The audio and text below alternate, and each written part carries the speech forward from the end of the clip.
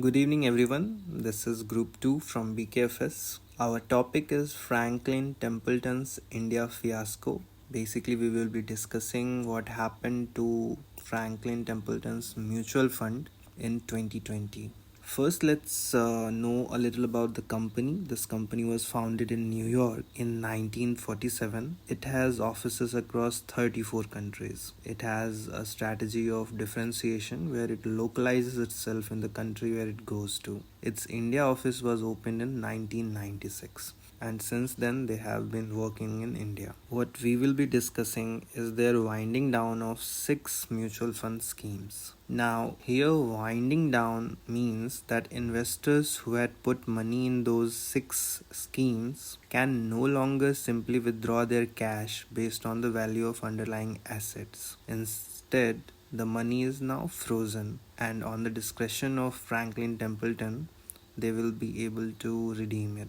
Now, 6 policies which were involved were their low duration fund, their ultra short bond fund, their short term income plan, their credit risk fund, dynamic accrual fund, income opportunities fund. And together, these 6 schemes had a AUM of 25,000 crore. This news of winding down came on 23rd April 2020. Now, all of these 6 schemes were managed by Santosh Kamath. Santosh Kamath's strategy was of investing in lower rated credit, which has paid off in past, with the India Ultra Short Bond Fund delivering a 7.7% of annual return over 5 years, outperforming the peers. Franklin Templeton's portfolio included risky investments, with the mutual fund being the sole lender to 26 out of 88 entities, exposing it to significant risk if these entities faced financial trouble. The mutual fund's investment in zero coupon bond of Yes Capital, linked to Yes Bank's co-founder Rana Kapoor, raised concerns about regulatory oversight. Investor withdrawals from the risky debt funds, driven by economic challenges and concerns about scheme performance, led to redemption pressure. Franklin Templeton initially attempted to borrow funds to meet redemption requests, but faced challenges due to the risky nature of its underlying assets. Unable to find takers for these risky instruments, the fund house decided to wind up the schemes, with hopes of recovering the underlying assets' value through sale or at maturity.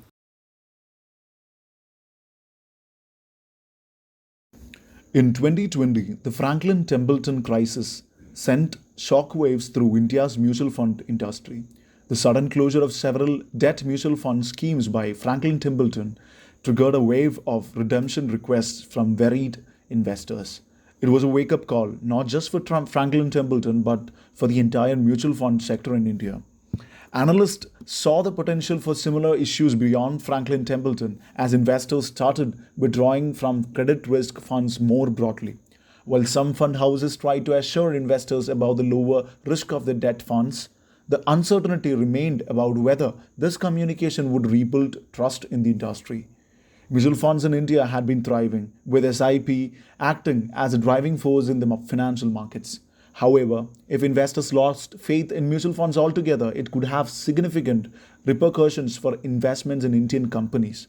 This was especially concerning given the economic distress caused by the COVID 19 and the following lockdown measures. To address this crisis, on July 27, 2020, the Reserve Bank of India introduced a liquidity fund. The aim was to reassure investors and provide liquidity to meet redemption requests. However, doubts lingered about whether banks, known for their risk averse nature, would efficiently allocate this inexpensive capital. Experts, including voices like Debashish Basu from Moneylife, raised concerns about the possibility of this crisis not being the last in mutual fund industry. They pointed to structural and regulatory issues that could exacerbate challenges for companies with lower credit ratings, potentially making access to capital even more expensive. In summary, the Franklin Templeton crisis served as a stark reminder for the vulnerabilities in India's mutual fund industry. It prompted concerns about the broader sector, the resilience of investors, and the impact on Indian businesses. While the RBI introduce measures to address these issues, questions remain about their effectiveness and long term stability of the mutual fund landscape. In May 2020, the trustees entrusted Kotak Mahindra Bank with a crucial task, assisting in the monetization of the assets. This decision set the stage for a series of developments that would shape the months to come. On the 22nd of May 2020, the Securities and Exchange Board of India (SEBI) made a significant move by allowing schemes that were winding up to list their units on the stock exchange. This move aimed to provide investors with more flexibility and options during uncertain times. However, not everything was smooth sailing. On the same day, we learned that SL Infra Projects had defaulted on payments to four of its shutdown schemes. Interestingly, despite these defaults, the NAVs, net asset values, of these schemes remained stable because the value of the shares held as collateral exceeded the current valuation of the bonds. This highlighted the complex interplay between different financial instruments. As we moved into June 2020, the Gujarat High Court stepped in by staying Franklin Templeton's e-voting and unit holders meet related to the winding up of the schemes. Legal challenges were becoming a significant factor in this unfolding drama. July 2020 saw a letter patent appeal LPA in Gujarat High Court against the decision to stay the e-voting process. The legal battle intensified, and investors anxiously waited for a resolution. In August 2020, the Karnataka High Court became a focal point for these investors, issuing notices to all parties involved.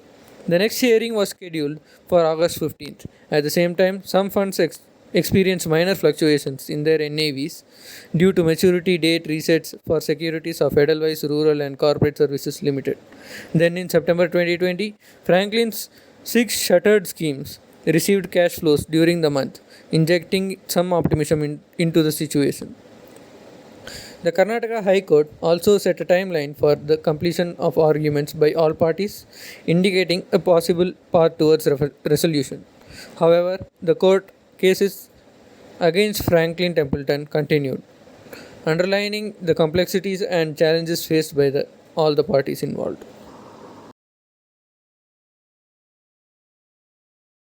Franklin Templeton awaited the judgment of Karnataka High Court.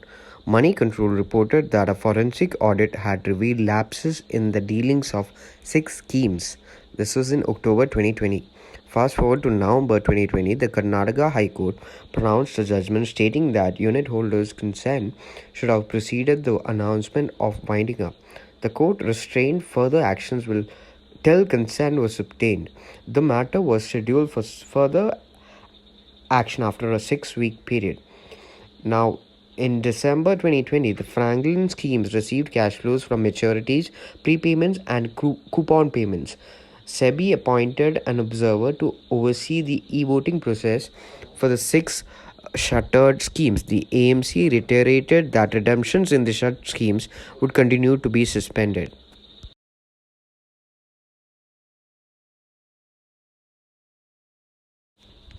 The suite of six yield-oriented schemes continue to receive cash flows, with inflows higher than anticipated in maturity profiles. So this was in January. Now coming to February, the Supreme Court directed that available cash in the six shutdown schemes should be distributed among unit holders in proportion to their holdings, with SBI Mutual Fund appointed to carry out the distribution. The cash available for six distribution in the six schemes increased significantly, with plans to distribute the third tranche of funds in May. This was in May 2021. The schemes received substantial cash flows, and the cash available for distribution continued to grow. The NAVs of all six schemes were higher than their respective NAVs on their days of closure. Now, June 2021, the funds collected further cash in June, and a hearing at the Securities Appellate Tribunal provided interim relief to Franklin Templeton as it challenged SEBI's order barring the AMC from launching new debt schemes.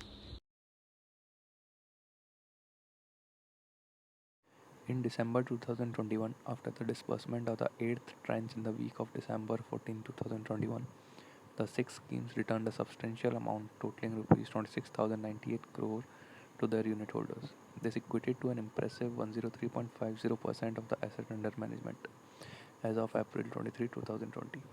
Notably, the Income Opportunities Fund also achieved a significant milestone by paying back 100% of its AUM as of December 12, 2021. Moving ahead to December 2022, the scheme received a substantial sum of rupees 31,629 crore from various sources. Within certain funds, all performing assets were successfully resolved, resulting in the full distribution of 100% of the AUM. However, it's worth mentioning that an exception remained involving one issuer within two specific funds. As we fast forward to September 2023, there have been a notable development. Substantial repayments were received from Vodafone Idea Limited during the month of September. Furthermore, ongoing distributions to unit holders throughout the year have amounted to an impressive sum of rupees 27,508 crore by August. Additionally, there has been a gradual winding down of assets crore across the various schemes during this period.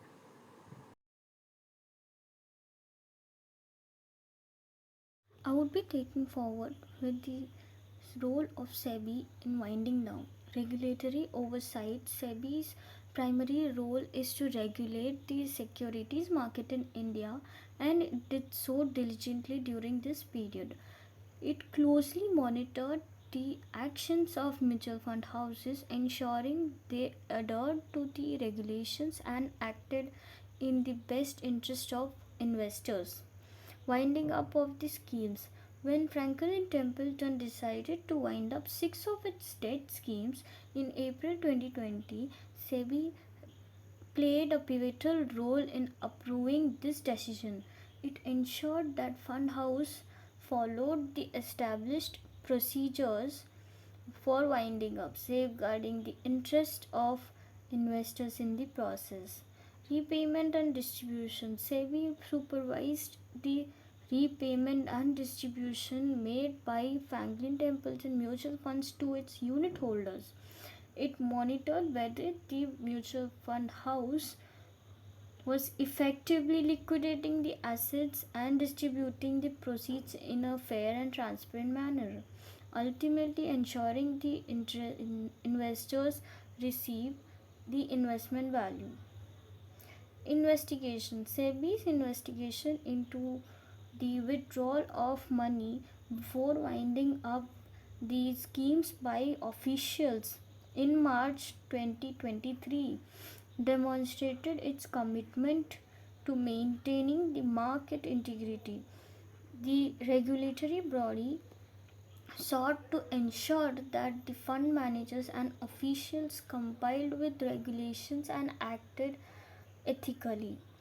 Market transparency. The SEBI's presence in regulatory landscapes helped maintain transparency in mutual fund industry.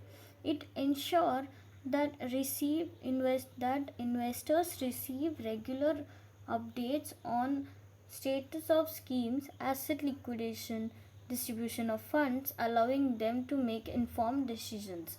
So, on and all, SEBI has put its more concentration on the investor side, the interests of the investors, that they are protected. So next will be continued by my colleague. Coming to the role of courts in the case, the following actions were noted. Approval of winding up. In April 2020, Franklin Templeton Mutual Fund's decision to wind up 6 debt schemes required the approval of the High Court. The High Court assessed the legality and appropriateness of the decision, ensuring it complied with the law and served the best interest of investors.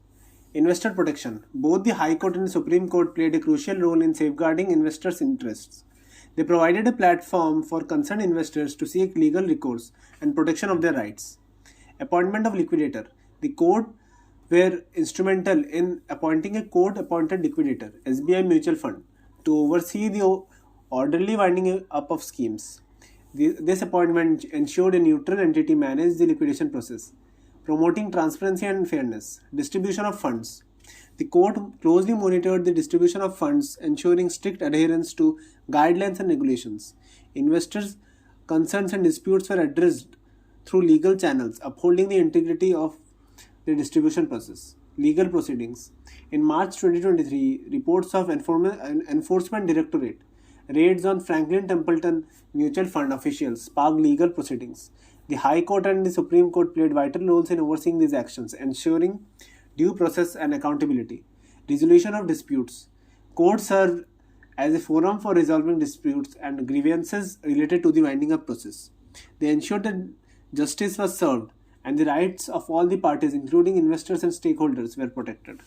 So far, our team has told you about all the past events and how they took shape. But it is also important to understand the future implications of these events. The first thing that comes to mind is there will be increased regulatory scrutiny for these mutual funds, and all these managers would be developing new strategies. Other implications involve that the investors are now more aware, they have seen how and what happens. There will be impact on debt funds, that's for sure. It did hit the industry reputation a bit, but most of all, there were several legal precedents that were established by our courts. Other implications that might happen is that the funds might have to disclose their portfolio, show their credit risk assessment, and better their investor redressal mechanism. Now, if we had to summarize this, what we will say is that the customer confidence is always the key. If the customer loses their confidence, they will withdraw the funds. Although this will result in overall loss, but customers think short term when confidence is lost. And that is exactly what happened with Franklin Templeton. Thanks for watching. Have a good day.